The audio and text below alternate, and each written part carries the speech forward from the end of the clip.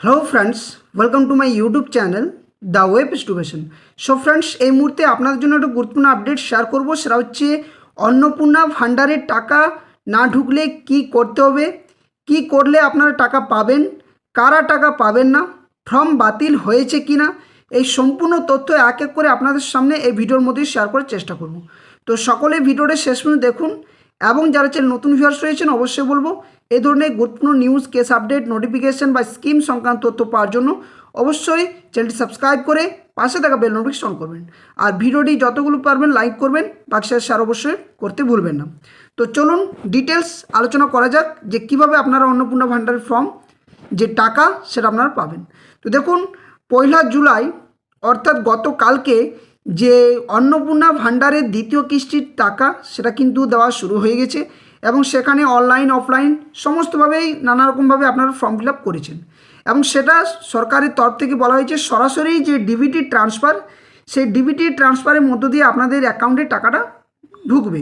অর্থাৎ অন্নপূর্ণা যোজনার যে 3,000 টাকা অ্যাকাউন্টে সেটা কারা পেলেন বা কারা বাদ পড়লেন এবং টাকা না পেলেই বা না এলেই কী করবেন, এই সম্পূর্ণ গাইডলাইন্সগুলো এক এক করে শেয়ার করার চেষ্টা করছি এই ভিডিওর মধ্য দিয়ে। প্রথমত দেখুন, গতকালকে দুপুর 1:20 নেতাজি ইন্ডোর স্টেডিয়াম থেকে মুখ্যমন্ত্রী ভার্চুয়াল ঘোষণা করেন যে দ্বিতীয় কিস্তির টাকা সেটা কিন্তু ছাড়া হচ্ছে, যেখানে ডিজিটাল ডিবিটি সিস্টেম ধাপে ধাপে ব্যাচ প্রসেসিংয়ের মধ্য দিয়ে সব ব্যাংকে একসাথে টাকা পৌঁছায় না, সেটাও তিনি কিন্তু বলেন। অর্থাৎ ডিবিটি লিঙ্ক করা থাকবে মানে এমন নয় যে আপনার সঙ্গে সঙ্গে অ্যাকাউন্টে টাকাটা প্রবেশ করবে, সেটাও নয়। ধাপে ধাপে প্রসেসিংয়ের মধ্য দিয়ে যাবে, অনেক ডিস্ট্রিক্টের ভিত্তিতে এক ডিস্ট্রিক্ট করে এভাবে কিন্তু এক এক করে এগোবে এবং সেটা যেহেতু গতকাল থেকে শুরু হয়েছে, আজকেও কিন্তু আপনারা যে সময় সেটা কিন্তু ধরতে পারেন। এবার কি করতে হবে, আপনার ব্যাঙ্ক অ্যাকাউন্ট নগদ বা চেক নয়, সরকারি অ্যাকাউন্টে কিন্তু ট্রান্সফার হবে, সেটা কিন্তু আপনারা মনে রাখবেন। অর্থাৎ কোনোভাবেই অনেকে বিভিন্ন সন্দেহের মধ্যে থাকেন, তার জন্য বিষয়টা একদম শেয়ার করা হচ্ছে যে একদম ডিটেলসভাবে যে ডিবিটি লিঙ্ক, সেই ডিবিটি লিঙ্ক যদি আপনার অ্যাকাউন্টে থাকে আপনার সরাসরি পয়সাটা আপনার অ্যাকাউন্টে প্রবেশ করবে, তবে সেটা ধাপে ধাপে আসবে, চিন্তার কোনো বিষয় নেই, যাদের সমস্ত কিছু ঠিক রয়েছে।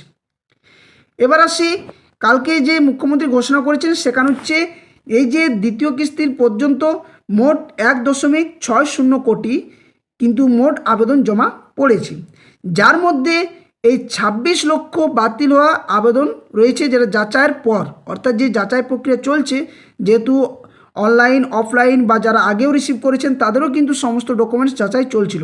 তো সেই যাচাই প্রক্রিয়ার মধ্য দিয়ে দেখা যাচ্ছে যে 26 লক্ষ বাতিল হওয়া আবেদন রয়েছে, যার মধ্যে 1.30 কোটি বেশি চূড়ান্ত অনুমোদিত যোগ্য আবেদনকারী রয়েছেন। অর্থাৎ এনারা কিন্তু যে টাকা দ্বিতীয় কিস্তি গতকাল থেকে যেটা শুরু হয়েছে সেটা কিন্তু দেওয়া শুরু করছে এত মহিলাদেরকে, যারা প্রাপক তারা। এবার আসছে যে বিষয়টা সেটা হচ্ছে যে কারা 3,000 টাকা পাচ্ছেন এবং কাদের টাকা আটকে যেতে পারে। তো দেখুন, বিষয়টা একটু পরিষ্কারভাবে যদি বলি যে কারা 3,000 টাকা পাচ্ছেন, তো এখানে সঠিক যারা তথ্য সম্পূর্ণ ফর্মটা সঠিকভাবে সম্পূর্ণ তথ্য দিয়ে যারা আবেদন করেছেন তারা, দ্বিতীয়ত আবেদন যারা ভেরিফিকেশনে সফল হয়েছে, তারপর যাদের ডিবিটি সক্রিয় ব্যাঙ্ক অ্যাকাউন্ট রয়েছে, অর্থাৎ যাদের ডিবিটি লিঙ্ক সঠিক রয়েছে, অ্যাকাউন্টের সাথে যে অ্যাকাউন্ট আপনি দিয়েছেন সেখানে ডিবিটি লিঙ্ক রয়েছে, আধার কার্ড লিঙ্ক রয়েছে, ফোন নাম্বার লিঙ্ক রয়েছে, এই সমস্ত দিকগুলোও কিন্তু দেখা হচ্ছে এবং চূড়ান্ত অনুমোদিত তালিকায় যাদের নাম রয়েছে। চূড়ান্ত অনুমোদিত তালিকায় বলতে কি বোঝায় না, এটা হচ্ছে যে অন্নপূর্ণা যোজনার চূড়ান্ত তালিকা। এবার একটা আসছে এসআইআরের ক্ষেত্রে, তো এসআইআরের ব্যাপারটাও বলছি, পরের তথ্য এক এক করে দেখুন, সমস্ত তথ্যটাই বুঝতে পারবেন। এবার হচ্ছে কাদের টাকা আটকে যেতে পারে। দেখুন, যাদের ফর্মে ভুল তথ্য বা অসম্পূর্ণ নথি দিয়েছেন, হয়তো দেখেছেন কেউ হয়তো ব্যাঙ্ক অ্যাকাউন্টের যে ডিটেলস সেটা হয়তো ভুল রয়েছে, কেউ হয়তো ডকুমেন্টস আপলোড করেছেন আধার কার্ড ভোটার কার্ড হয়তো এক পিঠটা দিয়েছেন বা এক সাইডটা দিয়েছেন, এক সাইডটা দেননি, হয়তো কারো ক্ষেত্রে দেখা যাচ্ছে যে নামেরই পুরোপুরি মিসম্যাচ রয়েছে, অর্থাৎ আধার কার্ডে এক নাম রয়েছে, ভোটার কার্ডে এক নাম, কারো হয়তো বয়সটাই পার হয়ে গেছে বুঝতেই পারেননি, তো তাদের অবশ্যই আশা করা উচিত নয়, কারণ তাদের ভুল তথ্য দেওয়া হয়েছে। দ্বিতীয় নম্বর, যাদের ডিবিটি বা ব্যাঙ্ক অ্যাকাউন্টের লিঙ্ক না থাকা, ডিবিটির যাদের লিঙ্ক নেই তাদেরও কিন্তু টাকা নাও আসতে পারে। তৃতীয়ত, যাদের ভোটার তালিকায় নাম না থাকা, অর্থাৎ এসআইআর 2026 এই এসআইআর যে মূল তালিকা বা প্রধান তালিকা, যা মেন তালিকা, বা ফাইনাল তালিকাতে যাদের চূড়ান্ত তালিকাতে নাম নেই তারা কিন্তু পাবেন না। এবং যে যোগ্যতার শর্ত রয়েছে, যেখানে হয়তো বলা রয়েছে মহিলাদের নিজের কোনো ট্যাক্স দেওয়া চলবে না, মহিলা কোনো সরকারি কাজের সাথে যুক্ত থাকা চলবে না, মহিলাদের কোনো 4 চাকা গাড়ি থাকা চলবে না, এই সমস্ত শর্তগুলো যদি তারা পূরণ করতে পারেন তাহলে পাবেন, অর্থাৎ যদি না থাকে, আর যদি থাকে তাহলে অবশ্যই তিনি কিন্তু এই ফর্মের জন্য বা এই টাকা পাওয়ার জন্য অ্যাপ্লিকেবল নয়। এবার আসছে যে ভোটার লিস্ট, এই যে ভোটার লিস্ট যাদের রয়েছে সেটা ভোটার লিস্টের নিয়ম কী রয়েছে। তো দেখুন, আবেদনপত্রের তথ্য আপনার ফর্ম প্রথমত, এবং ভোটার তালিকার তথ্য হচ্ছে সরকারি রেকর্ড, এই দুটো হচ্ছে মূল জিনিস। তো ভোটার লিস্টের নতুন নিয়ম কি না, শুধুমাত্র ফর্ম জমা দিলেই হবে না, ভোটার লিস্টে আপনার কিন্তু নাম থাকতেই হবে, এবং আবেদনপত্রের তথ্যের সাথে ভোটার তালিকা তথ্য হুবহু কিন্তু মিলতে হবে। অমিল থাকলে কিন্তু আবেদন আপনার বাতিল হতে পারে। অর্থাৎ যে এসআরের বিষয়টা আমি বারবার বলছি, যে এসআরের যে তথ্য সেখানে যদি সঠিক থাকে, অর্থাৎ আপনি যদি ডিলিটেড ক্যান্ডিডেট না হয়ে থাকেন বা ডিলিটেড বেনিফিশিয়ারি না হয়ে থাকেন, অবশ্যই আপনি সেটার জন্য প্রাপ্য আপনি পাবেন। এবার আসছে যে এই যে সিএএ এবং ট্রাইব্যুনালে আবেদনকারীর জন্য নিয়ম কী রয়েছে। তো দেখুন, একটা বিষয়, সুবিধা চালু থাকবে এবং সুবিধা কাদের মিলবে না। তো সিএ বা ট্রাইব্যুনালে আবেদন করেছেন কিন্তু আবেদন এখনও চূড়ান্ত বাতিল হয়নি, অর্থাৎ তারা কিন্তু পাবেন, বা ভোটার তালিকায় নাম রয়েছে তারা কিন্তু পাবেন।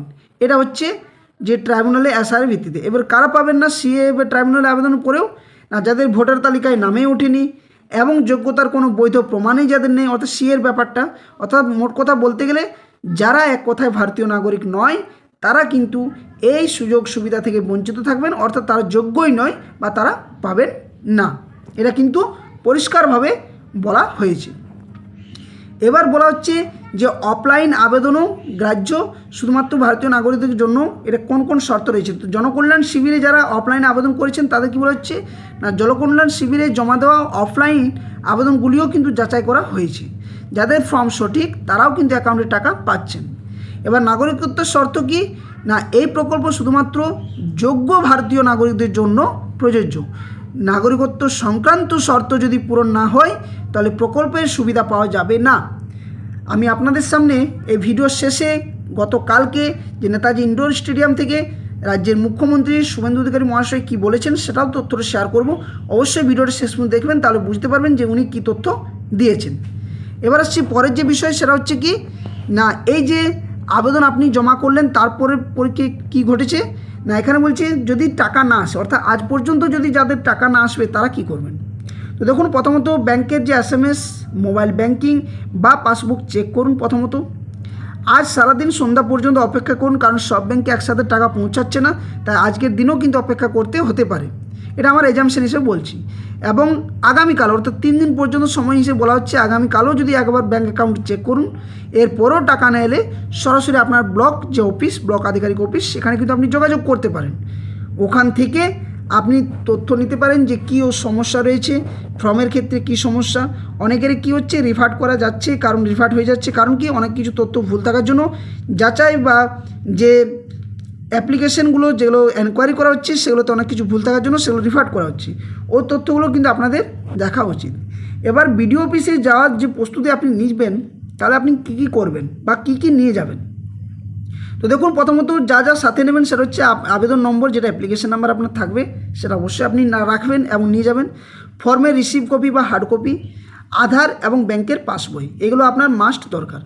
অফিসে যা জানাবেন, যে গিয়ে জানাতে পারেন যে আবেদন বাতিল হয়েছে কিনা সেটা তথ্য জানার জন্য। কোন তথ্য ভুল রয়েছে অবশ্যই আপনার জানার অধিকার রয়েছে, এবং কিভাবে তার সংশোধন করবেন সেটাও আপনি জানার চেষ্টা করুন, কারণ অবশ্যই আপনার টাকা পাওয়া যদি আপনি যোগ্য হয়ে থাকেন আপনি পাবেন, তার জন্য আপনাকে অবশ্যই অফিসে যোগাযোগও করতে হতে পারে, এবং সেখানে গিয়ে যে সমস্ত প্রশ্নগুলো করবেন আর যে ডকুমেন্টসগুলো নেবেন সেটাও কিন্তু এখানে আমি তুলে ধরার চেষ্টা করলাম। এবার আসছে যে প্রতি মাসে টাকার জন্য কি ডিবিটি লিঙ্ক করতে হবে। তো দেখুন, এই প্রশ্নটা অনেকেরই রয়েছে, তার জন্যই দেওয়া যে অন্নপূর্ণা যোজনা একদিনের জন্য নয়, কিন্তু যোগ্যরা প্রতি মাসেই টাকা পাবেন, কিন্তু এর জন্য যে ব্যাঙ্ক অ্যাকাউন্টে ডিবিটি সক্রিয় থাকা কিন্তু বাধ্যতামূলক। অর্থাৎ অন্নপূর্ণা প্রকল্প যোজনা, তার জন্য আপনার কী করতে হবে, এনপিসিআই গিয়ে অ্যাপে গিয়ে সেখানে ব্যাঙ্ক অ্যাকাউন্টের সাথে যে লিঙ্ক, এই ডিবিটি লিঙ্ক কিন্তু আপনাকে করতে হবে। অর্থাৎ ব্যাঙ্কে এনপিসিআই যে ম্যাপিং ঠিক আছে কিনা সেটা নিশ্চিত করতে হবে, ডিবিটি লিঙ্ক না থাকলে টাকা কিন্তু পাঠানো হলেও অ্যাকাউন্টে ঢুকতে সমস্যা হবে। প্রয়োজনে ব্যাংকে গিয়ে এটি চালু করান, যাতে করে খুব দ্রুত আপনার আর কোনো সমস্যা না হয়। তবে একবারেই ডিবিটি লিঙ্ক হয়, তাতে করে আর কোনো সমস্যা হয় না, যদি কোনো টেকনিক্যাল ইস্যু বা গ্লিচ যদি না দেখা দেয়। তো এই তথ্যগুলো হচ্ছে মূল বিষয়। এবার আপনাদের সামনে যে মুখ্যমন্ত্রী স্বয়ং কী বলেছেন সে তথ্যটা আপনারা একটু দেখে নেন, তাহলে ব্যাপারটা বুঝতে পারবেন যে উনি কী কী বলেছেন এবং কী কী তথ্য দিয়েছেন। তো ভিডিওটি ভালো লাগলে অবশ্যই ভিডিওটি লাইক করুন, বাকি শেয়ার করবেন। আর যারা চ্যানেল নতুন ভিউয়ার্স রয়েছেন অবশ্যই বলবো চ্যানেলটি সাবস্ক্রাইব করে পাশে থাকা বেল নোটিফিকেশন করতে কেউ কিন্তু ভুলবেন না। ধন্যবাদ, জয় হিন্দ। 1,60,00,000 যে আবেদনকারী, তার মধ্যে 26 লক্ষ বাতিল হয়েছে ফর্ম। তারা ক্রাইটেরিয়া ফিল আপ করেননি। যে ক্রাইটেরিয়ার কথা মাননীয় মালতী দি একটু আগে বলেছেন, কারা কারা যোগ্য বিবেচিত হবেন না। বাকি যে 1,30,00,000-এর বেশি ঝাড়াই বাছাইতে তারা যোগ্য বিবেচিত হয়েছেন, আমরা বেলা 1টার সময় আজকে টাকা ট্রান্সফার করলাম 1,09,92,378 জনকে।